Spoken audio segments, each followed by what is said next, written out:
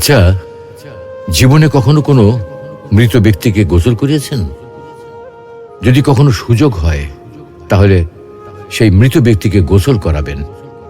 তখন খুব কাছ থেকে দেখবেন মৃত মানুষের দেহটা কতটা অসহায় লাগে, মৃত্যুর পরে মানুষের দেহ কতটা ভয়ের কারণ হয়ে দাঁড়ায়। সুযোগ পেলে রাতে লাশটা পাহারা দেবেন, তখন বুঝতে পারবেন প্রিয় মানুষটার লাশ রাতের বেলায় আপনার কাছে কতটা অদ্ভুত লাগে, কতটা ভয়ের কারণ হয়ে ওঠে, কতটা আতঙ্কের কারণ হয়ে যায়। সুযোগ পেলে মৃত ব্যক্তির শরীরে একটু হাত লাগিয়ে কিছুক্ষণ তার স্পর্শ নেবেন।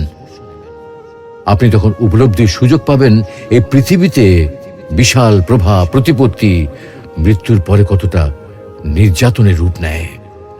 সুযোগ পেলে আপনজনদের লাশ কবরে নামাবেন খুব আগ্রহ নিয়ে। শেষবারের মতো মৃতদেহের মুখটি একবার দেখার চেষ্টা করবেন এবং বারবার উপলব্ধি করার চেষ্টা করবেন এই মৃতদের সাথে অনন্তকালের যাত্রার পথে এটাই আপনার জীবনের শেষ দেখা। সুযোগ পেলে মাঝে মধ্যে কবরস্থানে গিয়ে নীরবে কিছুক্ষণ দাঁড়াবেন।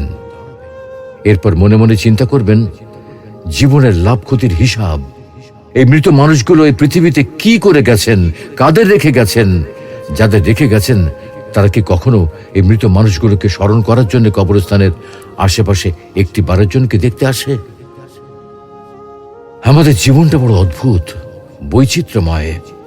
আমরা এর জন্যে ওর জন্যে, ধন সম্পদের জন্যে, ঐশ্বর্যের জন্যে, বাড়ি গাড়ি টাকা পয়সার জন্যে কত না মায়া দেখাই, আগ্রহ দেখাই, আরো চাই আমাদের।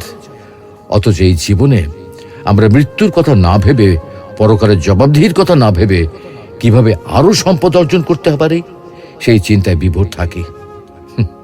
হায় রে জীবন, এখনো সময় আছে, ফিরে আসুন মহান রবের দিকে।